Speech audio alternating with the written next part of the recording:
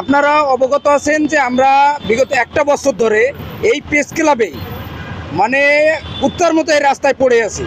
যৌক্তিক একটা দাবি, যেটার জন্য বৈশ্বিক একটা মহামারী, এটা করোনাকালীন আপনারা সবাই জানেন। এইখান থেকে আমরা এই চাকরিতে আবেদনের একটা যে যৌক্তিক দাবি, এটা থেকে আমরা বঞ্চিত হয়ে গেছি।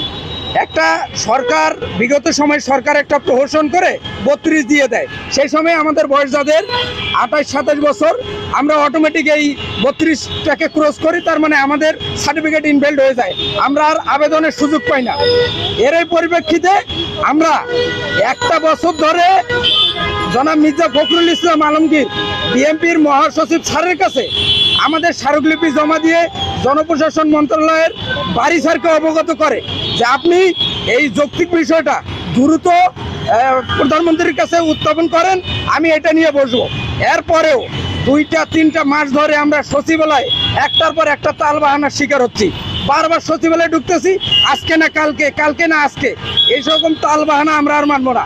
আপনারা জানেন বর্তমানে বাংলাদেশে শিক্ষিত বেকারের সংখ্যা 28 লাখের ঊর্ধ্বে। বর্তমান সরকার অত্যন্ত মানবিক। আমরা আবারও বিনীতভাবে অনুরোধ করতেছি, আপনি এসব ফ্যামিলি কার্ড, কৃষক কার্ড বাদ দিয়া বেকার সমস্যা দূর করেন। 28 লাখ শিক্ষিত বেকার রেখে আপনি এই বাংলাদেশে নতুন বাংলাদেশ বিনির্মাণ করতে পারবেন না। আরেকটা কথা, আমার এনসিপি ভাইদের এই রাজপথের দাবি কোঠা না মেধা, এটা দিয়ে শুরু হয়েছিল। আজকে আপনারা সংসদে গেছেন, আপনাদের কিন্তু সংসদে এমপি হওয়ার কথা না, আপনাদের একটা চাকরিতে আবেদনের জন্য এই রাজপথে আপনাদের সঙ্গে আমরা এসেছিলাম। আজকে একটা বছর হয়ে যায়, আপনারা সংসদে 28 লাখ শিক্ষিত ভাই বোনের কোনো কথাই তুলে ধরেন না। আপনাদের কি কোনো সেন্স নাই যে সংসদে এই সকল ভাই বোনের গায়ের উপর, রক্তের উপর দাঁড় হয়ে আজকে আমরা সংসদে এসেছি। আজকে এরা বেকার 28 লাখ শিক্ষিত ছেলে মেয়ে রাস্তায় ঘুরতেছে, এদের আমরা যদি না তাকাই, আপনারা কে নিয়ে আসেন? এমপি, টাকা বাণিজ্য, নিয়োগ বাণিজ্য, এগুলো নিয়ে পড়ে থাকবেন।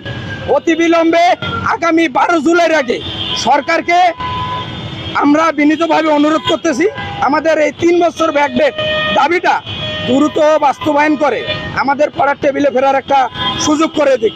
তা না হলে 12 তারিখ সারা বাংলাদেশ থেকে সব শিক্ষিত বেকার ভাইয়ের এই প্রেস ক্লাব থেকে দাবি বাস্তবায়ন করে ঘরে ফিরবো। এটা আমাদের প্রতিজ্ঞাবদ্ধ। আমরা এই প্রতিজ্ঞাবদ্ধ হয়ে আছি, এই প্রতিজ্ঞাবদ্ধই থাকবো।